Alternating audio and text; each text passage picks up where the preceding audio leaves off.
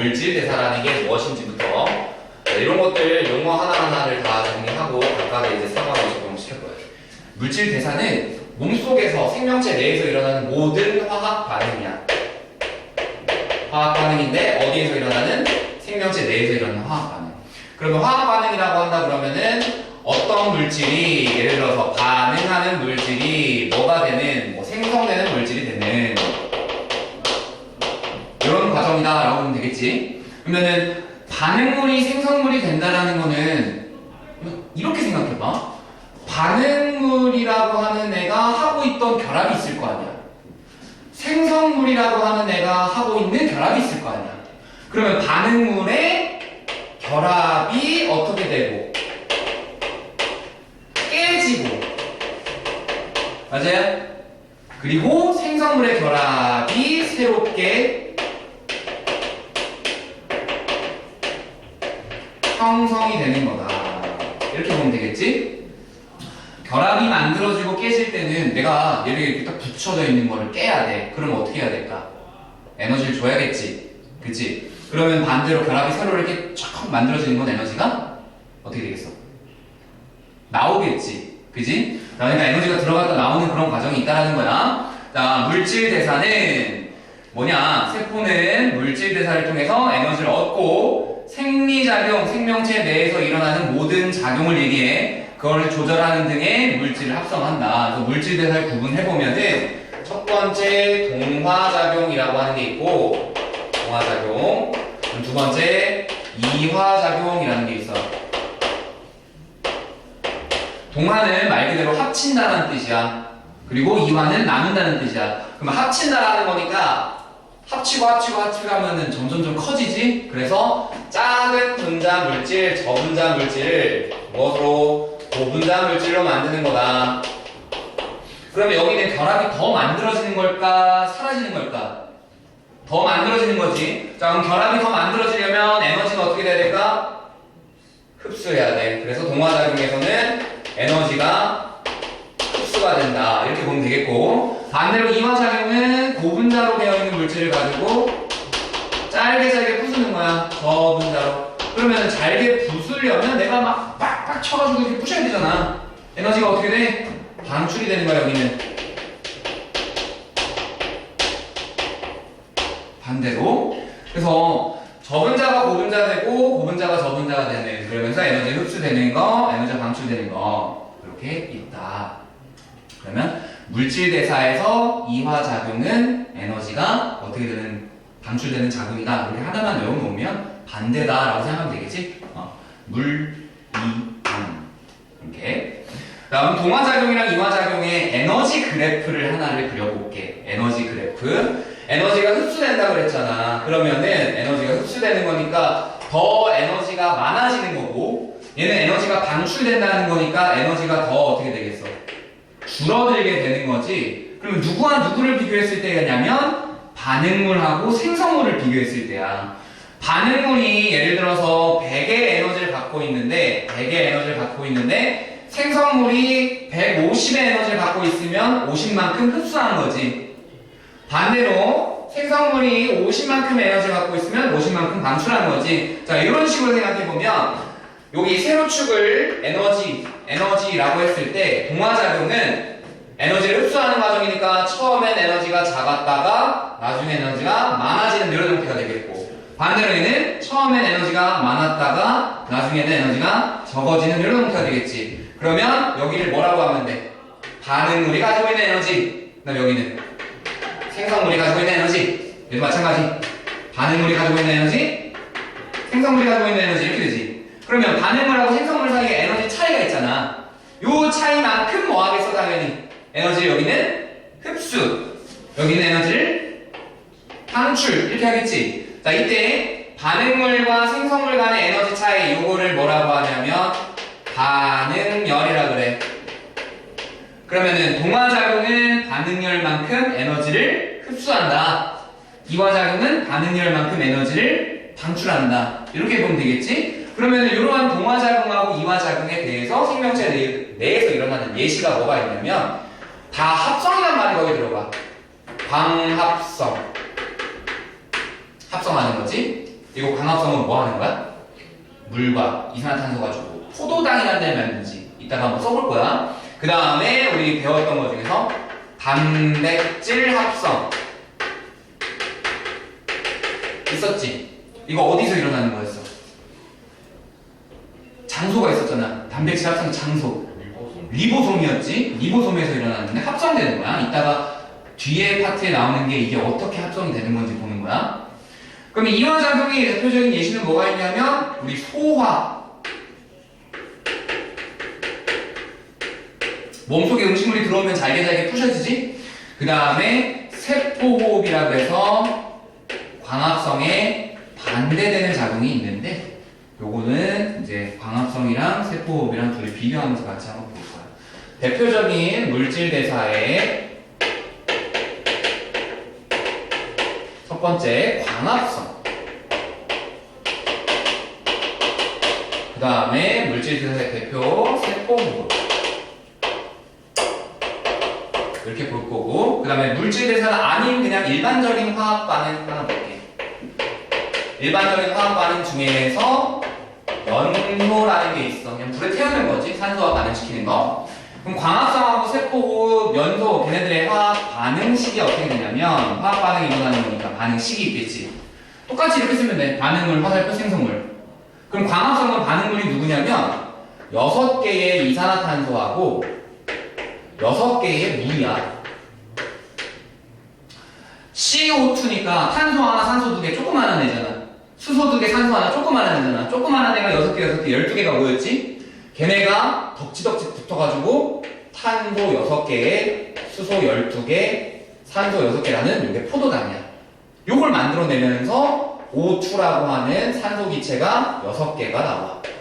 요게 광합성의 반응식이거든? 그러니까 봐봐. 조그만한 분자 12개가 모여서 큰 분자 하나 만들었지? 그지? 그러니까 이건 뭐야? 동화작용이야. 그러면서 우리 이렇게 배웠잖아. 이때 무슨 에너지를 흡수한다? 빛 에너지를 흡수한다. 이렇게.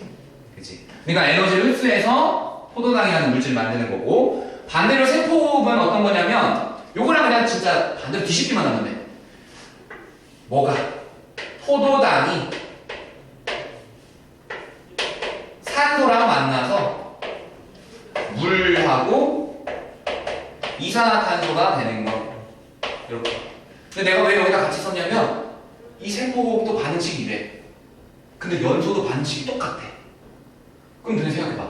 반응식이 똑같다라는 거는 이때 에너지가 어떻게 돼? 방출이 되지. 얘는 빛에너지 흡수였으면은 얘는 반대로 에너지가 방출되는 거겠지. 에너지가. 근데 반응물하고 생성물이 달라졌어? 안 달라졌어? 안 달라졌지. 세포호흡의 반응물, 연소의 반응물 똑같지. 그지? 세포호흡의 생성물, 연소의 생성물 똑같지. 반응물하고 생성물이 똑같으니까 에너지 차이도 똑같겠지. 그러면은 나오는 에너지 요것도 똑같겠지. 근데 차이점은 뭐야? 이거는 어디서 일어나는 거? 몸속에서 일어나는 거. 이거는 몸 밖에서 일어나는 거. 그래서 특징 몇 가지 볼게. 자, 얘네들 온도가 얼마가 되어야 일어나느냐? 광합성은 물질 대사니까 체내에서 일어나는 거니까 체온 정도의 범위에서 일어나. 세포호흡도 마찬가지. 체온 범위에서 일어나겠지. 근데 연소라는 건 불에 태워야 되잖아. 불에 태워야 되기 때문에 400도씨보다 더 높은 고온에서 일어나는 거야. 그러면은 광합성하고 세포호흡은 똑같이 물질 대사니까 특징은 똑같을 거야. 반응의 단계가 광합성도 세포호흡도 한 단계에 원큐로 바로 이렇게 탁 가는 게 아니라 조금씩 붙이고 해서 최종적으로 이렇게 만드는 거야. 조금씩 깨고 해서 최종적으로 이렇게 만드는 거야. 단계가 여러 단계에 걸쳐서 일어난다.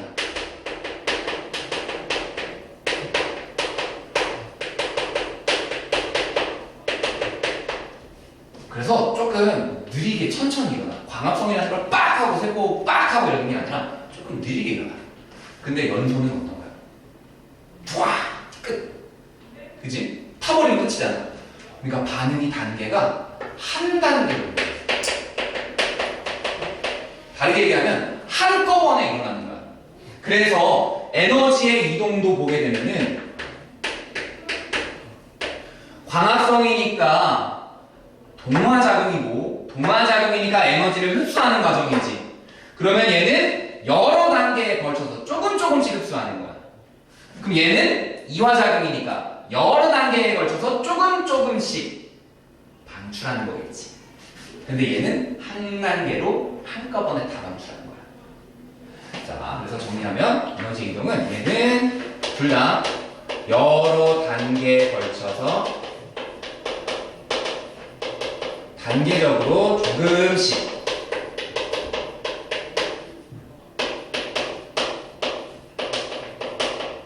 이라면 얘는 한꺼번에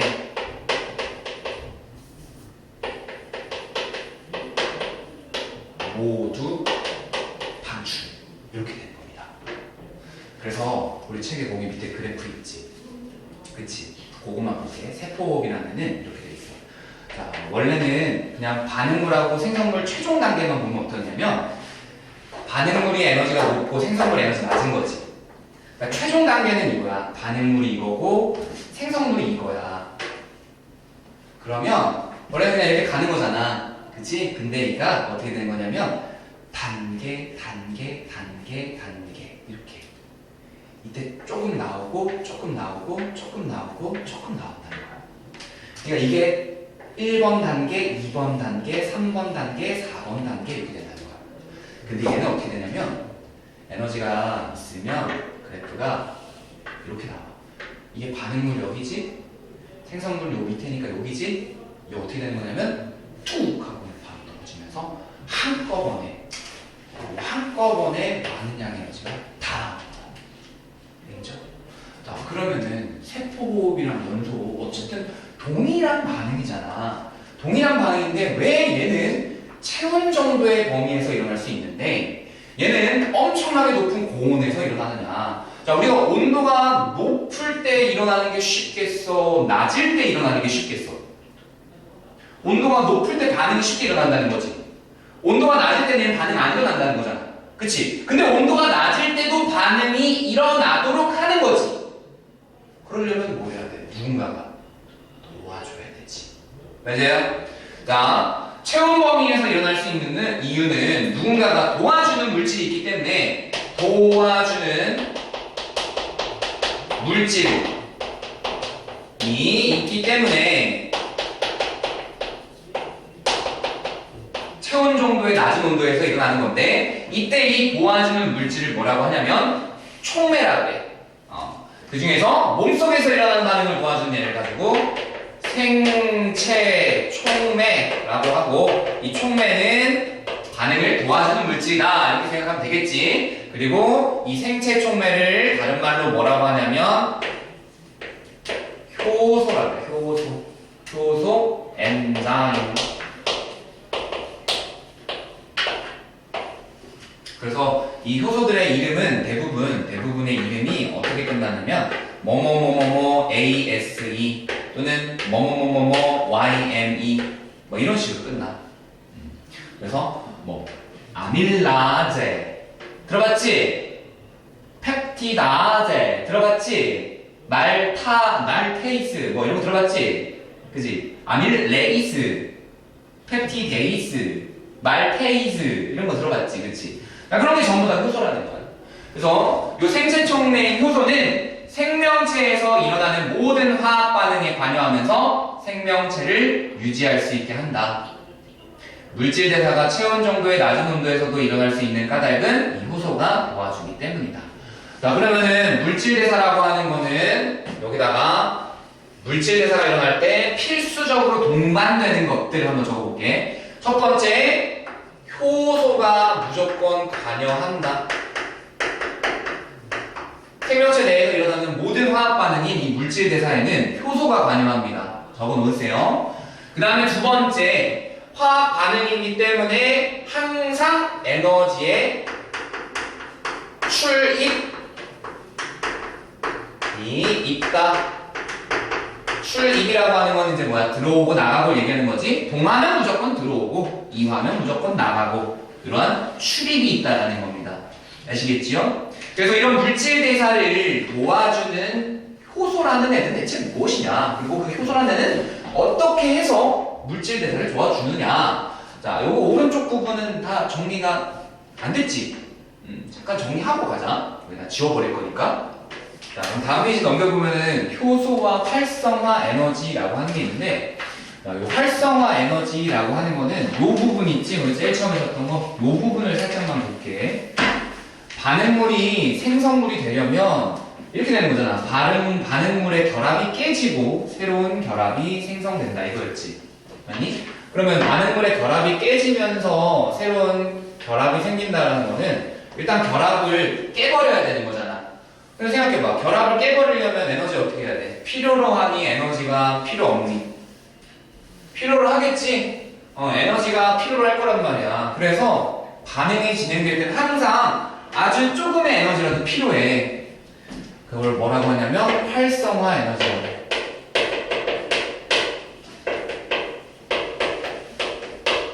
활성화 에너지는 반응물이, 자, 기준이야.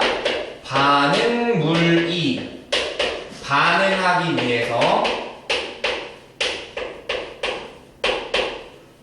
필요한 최소한의 에너지. 요걸 활성화 에너지라고 해. 그래서 이 활성화 에너지는 어떤 반응이냐에 따라서 달라질 거고 필요한 최소한의 에너지가 있다는 거야. 요거는 그림으로 보면은 이해하기 쉬울 테니까 그림을 먼저 볼게. 그래프 책에 있는 거. 자, 뭐 가로축은 반응 진행이니까 별 볼 일 없고 여기 에너지라고 볼게. 예를 들어서 반응물이 에너지가 굉장히 높은 상태야 지금. 근데 생성물이 에너지가 낮은 상태야. 그러면은 이거 무슨 반응이라고 하는데? 이화작용이라고 하면 되지. 그럼 원래는 그냥 반응물에서 생성물로 그냥 쭉 넘어가면 되잖아.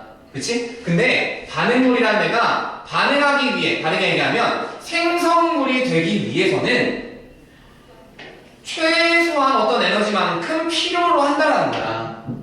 최소한 활성화 에너지만큼은 있어야 넘어갈 수 있다는 거야. 자, 넘어간다라는 말에 뭐라고 생각하면 돼? 넘어가야 하는 턱이 있다, 산이 있다 이렇게 생각하면 돼. 반응물이 곧장 생성물로 넘어가는 게 아니라 요 산을 하나를 넘어야지만 넘어갈 수 있다 이렇게 되는 거야. 그래서 반응물이 여기를 지나가야지만 생성물로 넘어갈 수 있잖아. 그러면 그러는 동안 여기까지 에너지가 올라가야 되지. 맞아? 난 얼마 갖고 있는데? 100만큼 갖고 있는데 150까지는 올라가야 되는 거잖아. 그럼 나 얼마만큼 에너지가 필요해? 50만큼이 필요로 하지? 그래서 요걸 뭐라고 한다? 활성화 에너지라고 한다. 그러면 이 활성화 에너지는 이화작용하는 반응의 활성화 에너지가 되겠지. 그럼 동화작용은 어떻게 될까?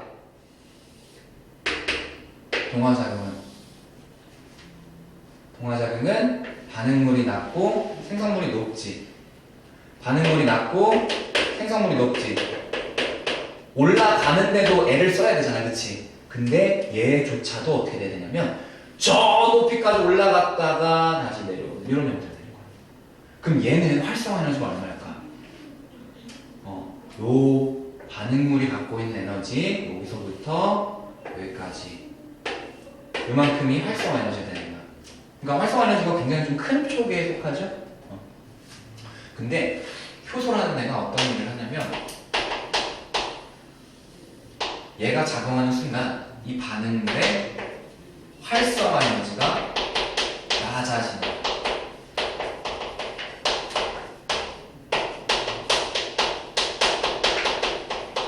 활성화 에너지를 낮춰줘. 그러면 활성화 에너지가 낮아지니까 여기다 한번 그림 그려보면은 지금 요만큼이 활성화 에너지지. 근데 이거보다 어떻게 되는 거야? 더 낮게 내려오면 되는 거야. 요거보다 좀 더 낮게 내려오면 되는 거야. 이렇게. 그럼 활성화 에너지가 이렇게 작아졌지. 얘도 마찬가지야. 여기까지 올라가야 되는 건데 여기까지는 다 올라가면 된다. 그러면 얼마만큼? 여기부터 이만큼으로 활성화 에너지가 이만큼 줄었지? 얘도 이만큼 좀 줄었지? 자, 이런 식으로 활성화 에너지를 낮춰줘서 진행이 되게 하는 거야. 그러면은 필요한 에너지가 조금밖에 없는 필요하니까 더 쉽게 넘어갈 수 있고 더 빠르게 넘어갈 수 있겠지. 그래서 효소가 작용하면 활성화 에너지가 낮아지면서 반응이 더 빠르게 진행된다. 반응이 안 되는 것도 더 빠르게 진행될 수 있다는 거야. 자, 근데 이 두 그래프 봤을 때 노란색이 효소가 없을 때지, 핑크색이 효소가 있을 때고, 바뀌는 건 뭐밖에 없어. 요 경로하고 활성화 에너지만 바뀌지. 뭐는 안 바뀌었어? 반응물하고 생성물 자체의 에너지 차. 이걸 뭐라고 한다 했지? 반응열이라고 그랬지? 반응열은 변하지 않았다. 얘도 마찬가지. 반응열은 변하지 않았다. 이거 꼭 기억하셔야 됩니다. 그럼 효소가 작용하는 원리는 어떻게 되냐면, 이 효소라고 하는 데 특성을 먼저 이해해야 돼. 자, 효소라는 데 특성은 어떤 거냐면, 일단 첫 번째, 주성분이 뭐냐면 단백질이야.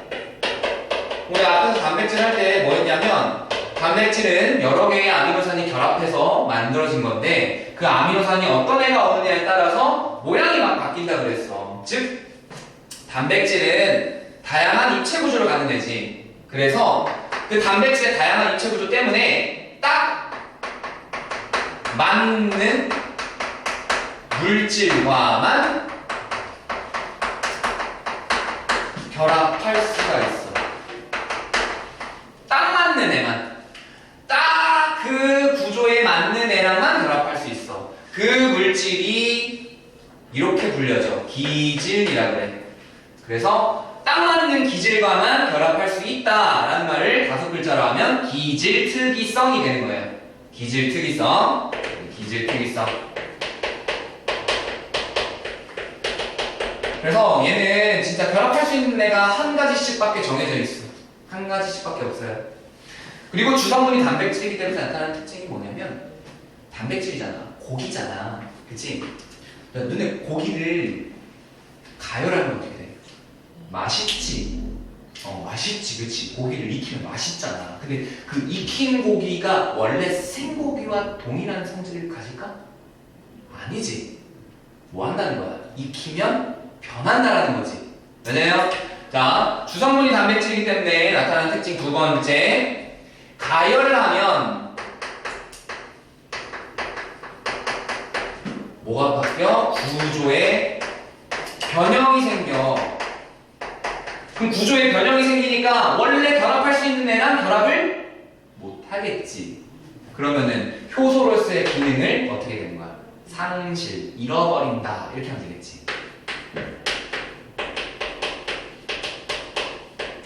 이렇게 되죠? 그 다음에 단백질은 또 뭐 있냐면 이런 것도 있어. 산이나 염기에 의해서도 기능이 상실돼. 산이나 염기에 의해서도 기능이 상실돼. 산에 의해서는 어떻게 되냐면, 산에 의해서는 변형이 돼. 근데 염기에 의해서는 어떻게 되냐면, 염기에 녹아버려. 그래서 변형이 생기니까, 녹아버리니까 기능을 상실해버리는 거야. 그러니까 여기에 효소가 단백질이기 때문에 나타나는 특성입니다. 그러자 이게 효소의 특징이라고. 그럼 이런 효소가 어떻게 작용을 하냐면, 딱 맞는 물질이랑 결합을 하는 거야. 그럼 결합을 하면서 어떻게 하냐면, 반응물에서 생성물로 전환되는 그 과정을 도와주는 거야. 즉, 다르게 얘기하면, 요 활성화 에너지를 맞춰주는 작용을 한다.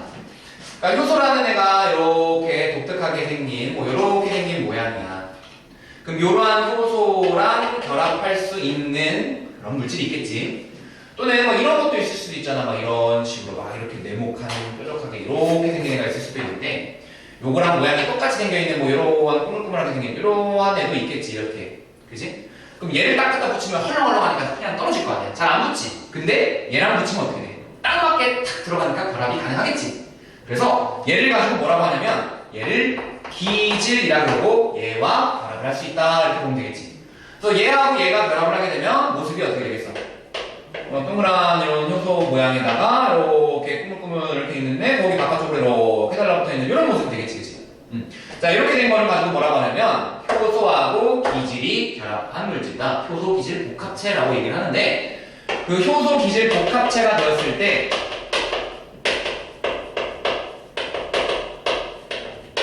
이때 요 녀석의 활성화 에너지 EA라고 쓸 거야. 이 활성화 에너지가 쭉 떨어지는 거야. 이렇게. 그러면 반응을 할 수 있게 됐지 이제. 반응을 하는 거야. 반응을 하면은 예를 들어서 얘는 지금 이렇게 생긴 한 덩어리였으니까 이렇게 생긴 한 덩어리랑 또 이렇게 생긴 한 덩어리. 이거 이렇게 뒤집어 놓으면 안 되겠지, 그치? 이렇게 놓게. 이렇게 생기네. 두 개가 나온다. 그러면 효소는 어떻게 돼? 다시 일치 모양 그대로 이렇게 나오겠지. 그럼 이렇게 나온 효소는 뭐 할 수 있을까? 다시 쓰이는 거. 다시 쓰이는 거. 그러면 여기 봐봐. 이 기질을 두 개로 두 동강 냈잖아. 그럼 이 효소는 어떤 역할을 하는 거야? 물질 대사 중에서 이화작용을 도와주는 작용을 한 거지. 그러면 여기서 반응물은 누구라고 하면 돼? 얘가 반응물이 되는 거지. 생성물은 누구라고 하면 돼? 얘가 생성물인 거지. 얘네 둘이. 그지? 자, 이렇게 되는 거다. 그러면 얘를 이렇게도 해석하면 돼. 효소라는 애가 도와주는 애라고 했잖아. 작업자야, 작업자. 노동자, 일꾼이야, 일꾼. 기질은 이 일꾼이 뽀개야 하는 대상이 되는 거지. 그러니까 작업해야 되는, 작업해야 하는 물건이야. 그러면 이건 뭐야? 완성품이 되는 거지. 그치? 그럼 너희 생각해봐. 작업자가 10명 있을 때 작업해야 하는 물건이 10개 있으면 한 방에 처리될 수 있겠지. 근데 작업자가 10명 있는데 작업해야 하는 물건이 100개가 있으면 100개를 한꺼번에 처리할 수 있어? 안 되지. 어떻게 해야 돼? 10개 처리하고 10개 처리하고 10개 처리하고 10개 처리하고 10개 처리하고 해야지. 그러면 그치? 그럼 봐봐. 10명 있을 때, 10개 있을 때랑 100개 있을 때 같은 시간 동안 처리되는 양은 어떨까? 똑같겠지? 그러면 이렇게 생각해봐. 효소라는 게 일정하게 있을 때 기질의 농도가 높아지면 높아질수록 속도는 처음에 어떻게 될까? 빨라지겠지. 빨라지다가 얘네가 모두 다 포화되면 어떻게 되겠어? 일정하게 되겠지. 그럼 반대로 기질의 양이 이렇게 풍부하게 있는데 그 상태에서 내가 효소를 더 넣어준대. 일꾼을 더 넣어준대. 그럼 속도가 어떻게 될까? 점점점 빨라지겠지. 이해돼요? 자, 그거를 앞에 얘기한 거 한 가지만 여기다 써볼게. 첫 번째 효소의 농도가 일정할 때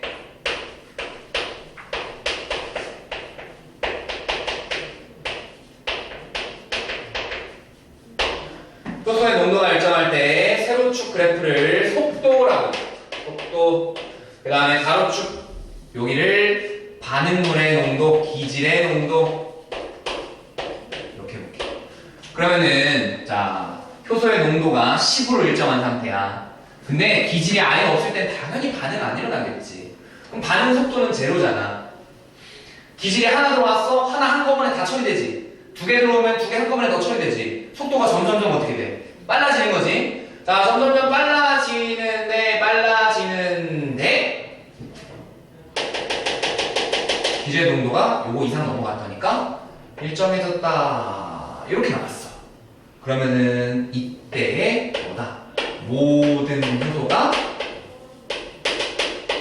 반응을 도와주고 있기 때문에 더 이상 속도가 증가하지 않는 것이다 라고 해석을 하면 되겠지. 이해됩니까? 그럼 내가 요거 이후에 속도를 더 빠르게 하고 싶으면 어떻게 해야 될까? 누굴 더 넣어야 돼? 그렇지, 효소를 더 넣어야 돼. 효소를. 맞아? 효소를 더 넣어주면 여기서 더 빨라질 수 있겠지. 그러면은 두 번째, 이번에는 기질의 농도가 일정할 때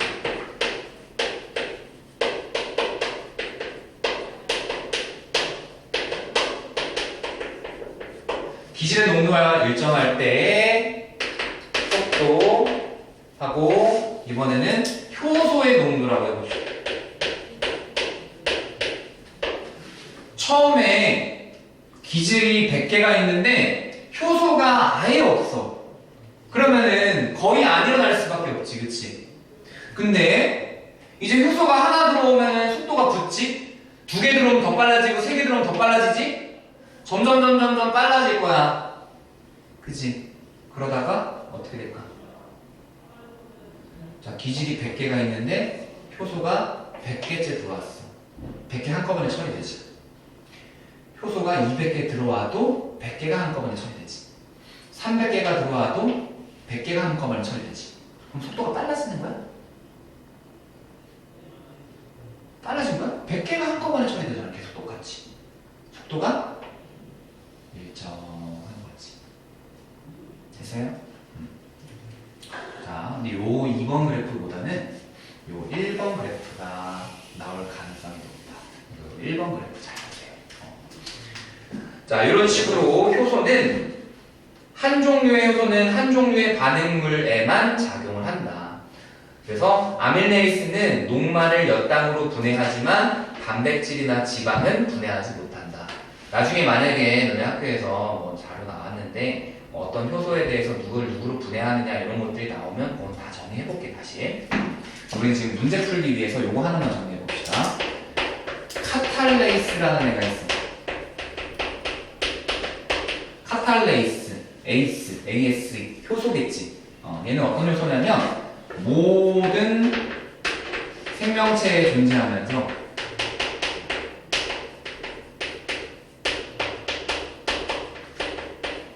모든 동물, 식물이라고 할게. 동물하고 식물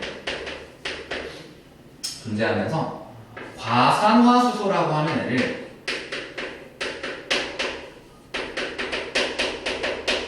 무엇으로? 물과 산소로 분해를 하는 그런 역할을 하는 거야. 왜 식을 쓰면은 과산화수소는 H2O2예요. 물은 H2O지. 산소는 O2고. 그래서 여기 앞에 2 써주면 되고, 여기 앞에도 2 써주면 되고, 플러스 이렇게 합니다. 그럼 이 반응의 반응물은 누구야? 과산화수소지. 그리고 카탈레이스는 요 반응을 도와주는 효소라고 그랬잖아. 그러면 카탈레이스는 누구랑 결합할 수 있는 거야?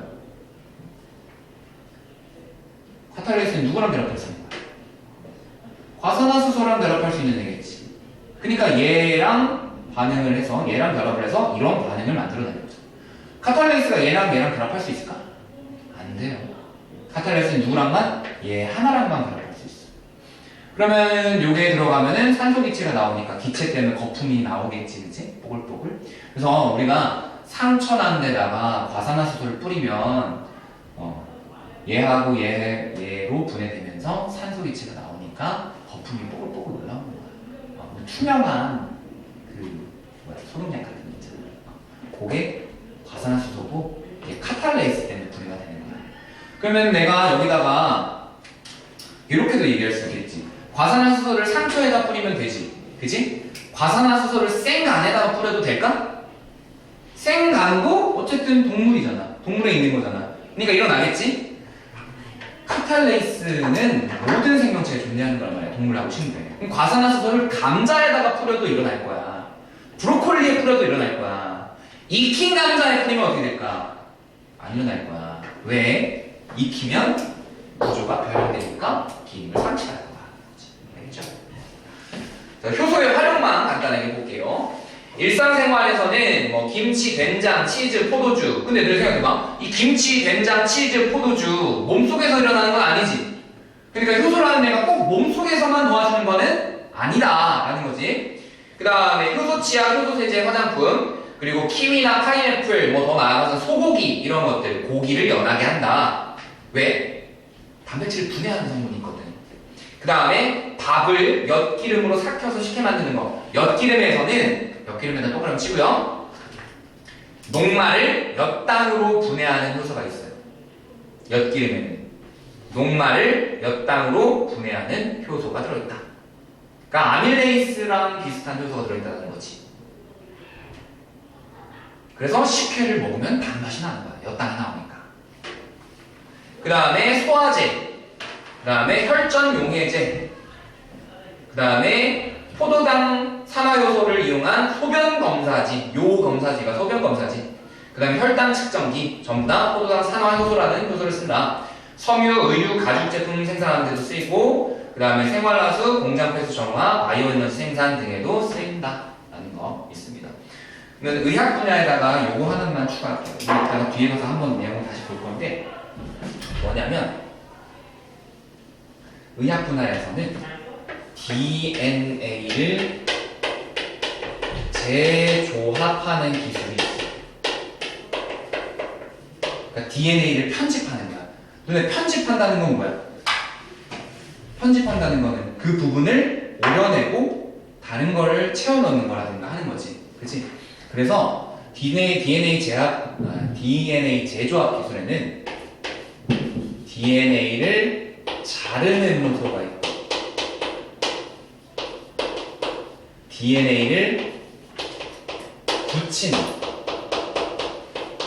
효소가 있어.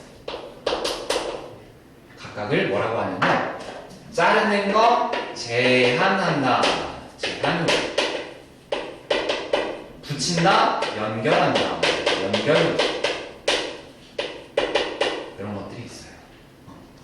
그래서 의학 분야에서도 이런 것들이 쓰이기도 합니다. 그러니까 이런 것들이 모두 다 효소의 덕분에 이용되는 겁니다. 여기까지 정리하고 조금 쉬었다가 문제 조금 보고요. 그 다음에 뒤에 있는 생명 시스템에서의 정보 흐름 쪽으로 볼게요.